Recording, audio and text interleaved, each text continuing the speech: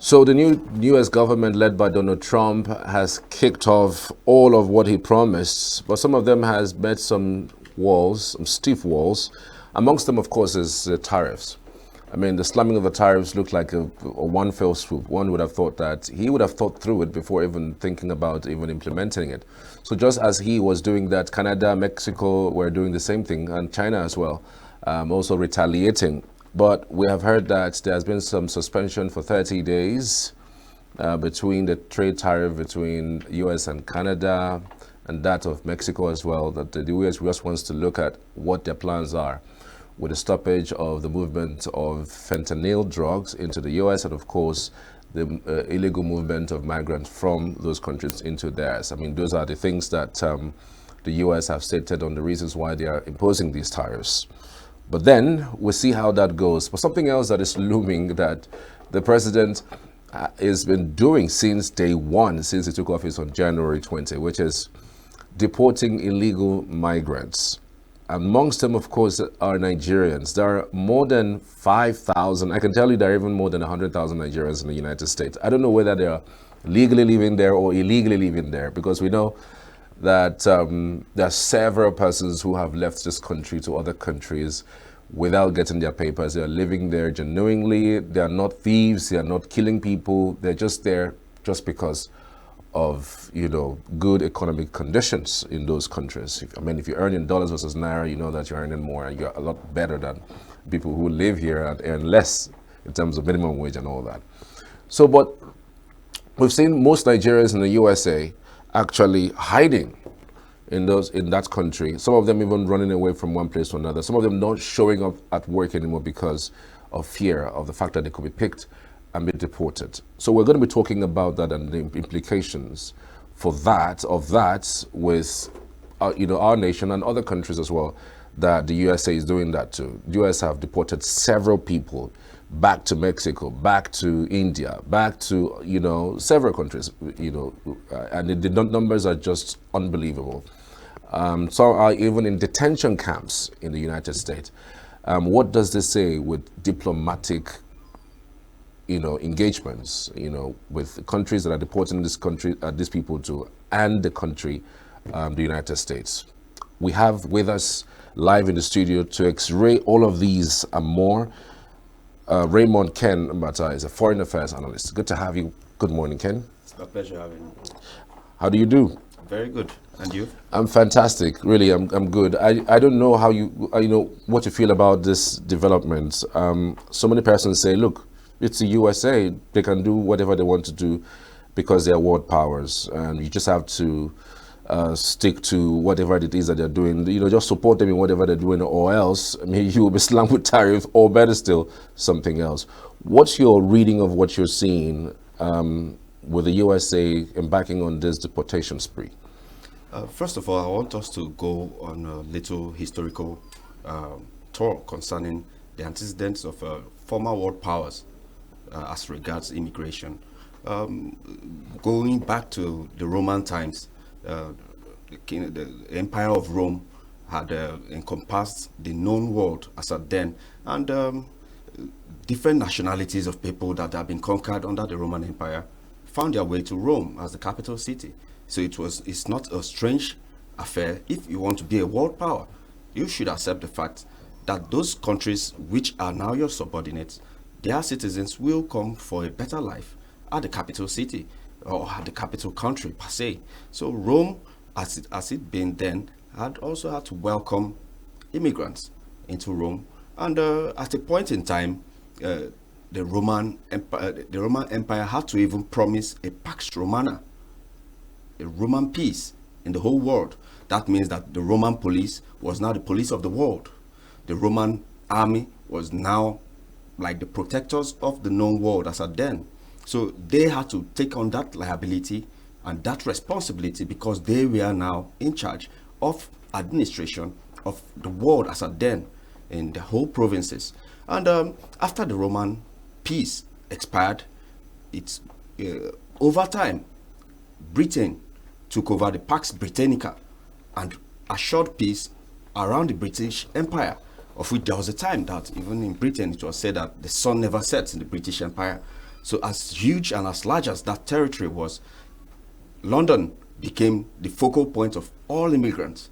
And up till now, it still constitutes a makeup of those ethnic nationalities around the world, because at a point in time, the British government was administering different locales and different vicinities. So it's a thing that has to do with when you aspire for world power, you should have to take over the responsibilities of being a world power. And the Pax Britannica ended, and the Pax Americana succeeded that. And America now should accept the responsibilities of being the world police and also administering justice and social welfare around the world. And as such, definitely everybody's focal point will be in America. You cannot take one and leave the other. With those titles come their responsibilities. Definitely immigration in the United States. The last time such a mass deportation of people from the United States, undocumented illegal migrants, was in 1954. And since then, there has just been piecemeal ways of being able to address the issue of illegal immigration. And I think that presently, under Donald Trump, it has turned into a TV show. And he is known for wanting to catch. He thinks everything is like, is like The Apprentice that he was hosting way back. And because it is causing hysteria, which it's not supposed to draw so much attention. I mean, countries around the world do this. I mean, I'm a product of immigration. My parents had me in India. India has never at any time made a mass deportation of people, but they bring some kind of policies that you know that it's not comfortable for you being here over time. They'll say, okay, we will not allow you to have Indian citizenship, but you can come here and have your education just as my parents did in the early 80s, and have your children, make a good life, but find your way back home when you can. And I think even under Obama, I think it became a bit lax. I'll say that it became a bit lax under Joe Biden, because the borders at a time, I mean, everybody was strolling in. But we should not say that should give the impetus for a national emergency up to the scale of what Donald Trump is doing. Is causing hysteria among the undocumented population. I mean, you have the agricultural sector being under the immigrant population. Most of the true-born American citizens wouldn't take some menial jobs. Absolutely. Yes, some services industry, cleaning, even in construction too. Yeah, construction. So who is going to do these jobs? Then don't even remove the fact that they also spend into the American economy. You get a point? And they are not liable to get housing and all that, but they still contribute to the economy of America. So I think that he would have been able to achieve this without the hula baloo that is coming with it, because he is just trying to create a sensation per se, because every country in the world does that. Germany did that. I mean, United Kingdom did theirs. Canada is presently even limiting the amount of foreign students coming. I mean, for education, because their welfare package is being stretched to the limit. I mean, their healthcare and their housing, they can't attend to it, but they did not cause this kind of furor that Donald Trump is causing. So I think it's just a TV show for Donald Trump. And after 4 years, is it sustainable? You get the point. So why is he pushing it to this far? But he has been known to be a standard, an average white, rich American. And this is his way of saying that get out of the country, go, and you don't use such words. I mean, he is not known for being a good governor. He's not known for being a good administrator. Yes, he could make some kind of statements to garner support from the voters, but after the voting ends, I mean, in his first tenure, it was build the wall. The wall did not stop immigration. Sure. Right now, I mean, there are about 11 million non-documented immigrants. And if you're thinking of removing all these people, I mean, for just a year, you're spending $9 billion. I mean, and that's just to remove 1 million. And right now, they have about 3,000 or so arrested. I mean, Nigeria is waiting for their 3,000 per se. And now, if Nigeria has 3,000, known illegal immigrants, what would you say about other countries? India, I mean, Colombia rejected theirs until Trump used the tariff cane, and they say, okay, bring them back. I mean, Mexico is now receiving everybody that cannot get into the United States. I mean, these are countries that are still dealing with the same problem without the attendant furor and hysteria that is being caused. So I think Donald Trump is hosting a TV show, and I think he's starring in a star movie that he thinks that is going to be a blockbuster. Yes. Well, again, USA is a country of immigrants. I mean, if you want to put it literally, immigrants built that country. And Exactly. like you mentioned, the average white American will not go to the agricultural site to go and pick fruits or to go and till the soil or to even do construction work like climbing, the ladder to fix something. I mean, these are things that those who immigrate will come and do. And those houses are actually for them. Exactly. They employ these people Yes. to do this construction work. Exactly. So you wonder, like, it doesn't make any sense that the president is now saying everybody should go out. But he says specifically those who are not documented. Is it possible for him to in any ways change the dichotomy? Because we've seen him make some comments, even do some implementation, and then he's pulled back a little bit because of the reaction from the people from the other side, and then they'd reach some sort of agreement, just like what he did with Canada and did with Mexico about the tariff thing, that they've started suspended for 30 days. Is it possible for that to happen with this immigration thing? Given that if he sees that construction work is no longer, people are no longer going to the farm, and he's seeing that agriculture is now, they lack manpower for agriculture, do you think that they are going to introduce some sort of quick registration of these immigrants so that they could have documents and live happily in America? Do you see that playing out, or you don't see that play out?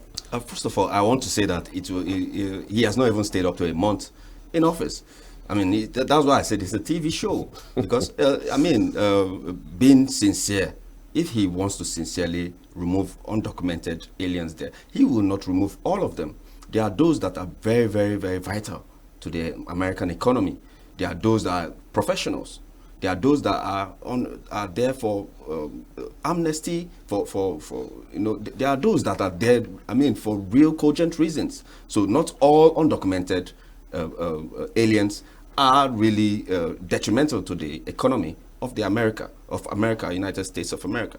And I see, first of all, that he doesn't have a general majority over the governors. They are Democratic governors that will stand their ground. And we will not assist you. We will not stand by and see you deport these people that have been part and parcel of our communities.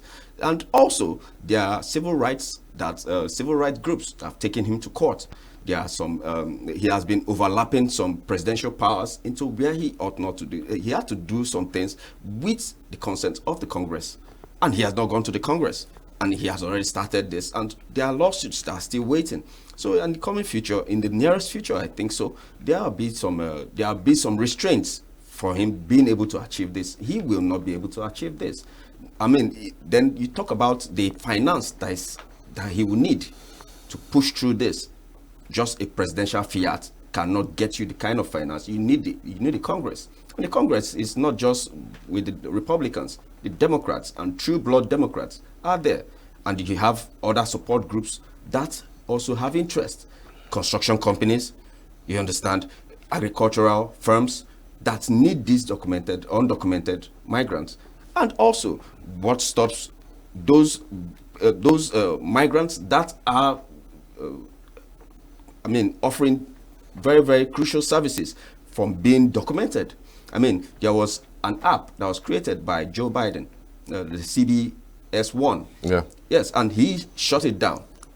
Now, there are people that have already gotten permission to go into the United States through that application.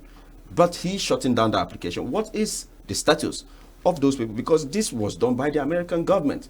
Is he shifting himself from the American government? The American government is a continuum. Yeah. So he cannot be able to push through as much as he wants to. But if he wants to really be true to himself, you can remove the criminal elements from America. Yeah, that's one thing he has mentioned. That's Yes. these people who are coming in undocumented are the people mostly who cause criminal activities, even though statistically it's false. Yes, very true. Very true. Because I know he's playing on the sensation of the insecurity of people. I mean, at the time when he was contesting, he said that Haitians were eating up all the dogs and cats in America, and they took him to court. Yeah, I didn't follow up to see what the outcome of that was, but I mean, that's a slight on people from those countries. And I mean, he's made some other comments about, I mean, shithole countries in Africa. I mean, the American government has been complicit in the administration of some other countries. I mean, look at South America. I mean, there's this word called Banana Republic. Why did that term come about? That term came about because American businessmen wanted places in South America where they can plant their banana plantations, and they had to remove governments upon governments to make sure that their banana plantations could survive. And at the same time, it turned to be a moniker of degradation of people from those places. Oh, you cannot do anything. You are just there to grow our banana plantations. So most of those migrants that are leaving their places are because of the interference of America through the CIA and other means, and the business circle in America in these places. I mean, look at Liberia. Liberia is known for only producing rubber for Goodyear tires. I mean, over the years, what has come out from Liberia? Nothing. And you have the audacity to want to chase away Liberians from America. What is in Liberia for them to offer? What is there for them when everywhere in Liberia is being taken over by the rubber plantation merchants of America? I mean, so America has to readjust their foreign policy in some other countries to make sure that when instability happens in those places, they don't, because I mean, people have to survive. Absolutely. You understand? Now look at DR Congo. Is America trying to say that they are not complicit in what happened in DR Congo? Are they? I mean, there are mining industries there. That is one of the blessed lands in this world. There's no mineral resources you won't find in DR Congo, but the people are in abject poverty. I mean, who has the wherewithal to be able to mine those minerals apart from American businessmen, apart from European allies of America? I mean, why are European countries not receiving deportees from America? It is a one-sided thing. So I think that Donald Trump has not been very, very sincere in his attending to illegal immigrants. Why is Norway not getting any illegal immigrants back? Why has it been that it is just Asia, Africa, and South America that has illegal immigrants? Are we trying to say seriously that there are no European illegal immigrants in the United States of America? So it's a one-sided thing. It's a white male-dominated, rich white males dominated dogma that Donald Trump is pushing, and not really representing the true state of the United States of America. All right, let's talk about the relationship between Nigeria and the United States right now. I mean, most Nigerians have gone to hiding, but of course, there are people who are in detention camp. This deportation would happen except there is some sort of magic or maybe miracle that happens. This deportation would happen, but how do you think the Nigerian government should be interfacing with the American government in this situation? I think the President Bola Ahmed Tinubu, has already given a soft landing, saying that whoever is deported from United States of America back to Nigeria will be received and will be reintegrated into the population. But definitely, we know from the count, I think about 3,600 so Nigerians have been. It could be more. There are more. There are more. I mean, this is the most populous black nation. And there's this saying that if you go anywhere and you don't find a Nigerian, you need to live there. If you go anywhere, you don't find a man from the southeast, from Igbo land. If you don't find an Igbo man anywhere in the world, you should leave that place. And I have been in India, I've been in Ethiopia, I've been in the Middle East. And you see a black man, you can instantly recognize who is a Nigerian without being told. You get it? We have that finesse in us. And I think that definitely Americans cannot say that it's just 3,600 Nigerians that are undocumented in the United States of America. And I think, be that as it may, even if it's that number, when they come back, definitely will be reintegrated into the country and given a fresh lease of life, definitely. But it doesn't solve the immigration problem. I mean, you cannot stop people from moving from one place to the other. If America wants to be true to themselves, they should tighten up their border policies. They should employ more border patrols and be able to give people that really want to give value to America the opportunity to do so. Do you think there's any diplomatic consequences involved in these move by the U.S.? Apart from Nigeria, in fact, all other parts of the world. I mean, we've seen America try to do things and feel like we don't want to help anymore. Be on your own. Let us be on our own. We are superpowers. We've built our nation this far. Do you think America most likely would lose its world power status with some of these moves that it's making? I think it depends, first of all, on the policies of the next president of the United States of America. Next? Yes. Not this one. Not this one. Because this one is going to drag America to the mud. Yes, America is the nation, is the world police. America is I mean, he has pulled out of the World Health Organization. What is that supposed to mean? I mean, where did the AIDS virus first register itself from? You brought the virus around the world. I mean, the first AIDS victim died in America. And do you have the guts to say that you are going to stop funding for HIV? And how much is it that you spend there? How much do you make off of every other country in the world? You get the point. And if he is not ready to step to be able to meet up with the responsibilities that America has to fulfill, being the world power, I mean, China is waiting. Right. I mean, Russia is waiting. You understand? Yes, there are countries that want to be in the position America is occupying right now, and America cannot lose that position because their citizens will be in danger.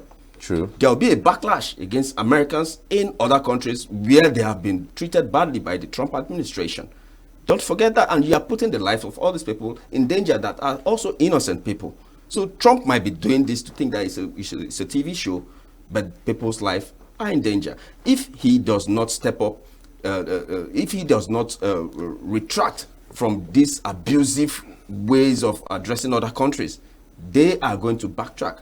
I mean, Denmark is already very, very upset with him trying to take Greenland away from him. I mean, he's talking about seizing Panama because of the canal. I mean, who gives you that right to be able to trample on other people's rights and think that there will be no backlash? I mean, he said tariffs against Canada. How long? When last did you buy a made in America good? And you have the guts to say that there should be no other producing country import goods into your country? I mean, start back the auto industry that China is, I mean, having a field day in. I mean, they are scared because Chinese products are relevant, are very, I mean, there are so many in United States of America because the auto industry in United States of America cannot really function. You understand? Why can't it function? They should address that and not raise tariffs against countries that are assisting the American people. Absolutely. Yes. So I think that, first of all, Trump himself should be careful the way his rhetoric is going, because it's insulting. He could do the same thing he's doing without making some damaging remarks that could bring down the status of America. And America cannot afford to lose that status because it will put the life of their citizens all around the world in jeopardy. Just as look at Israel. Israel takes time before they take any decision they are taking because they have citizens all around the world that will have a backlash on what they do. So I think that if Trump does not behave well, the next president should be able to ameliorate this. If not, America will lose their stance as the number one world power in the world. All right, Raymond Ken Bata, a foreign affairs analyst, many thanks for your insights. We truly appreciate it. We'll keep following up these issues because Donald Trump is Donald Trump. He would always act and he would always say things. And sometimes when he acts, before the implementation, we always see the reaction. So we would keep up with some of these developments, and then if we need some other development, we'll also get to you to give us more insights. Many thanks for your time. The pleasure is mine, Mr. Charles. All right, we're back shortly after this. Just stay with us.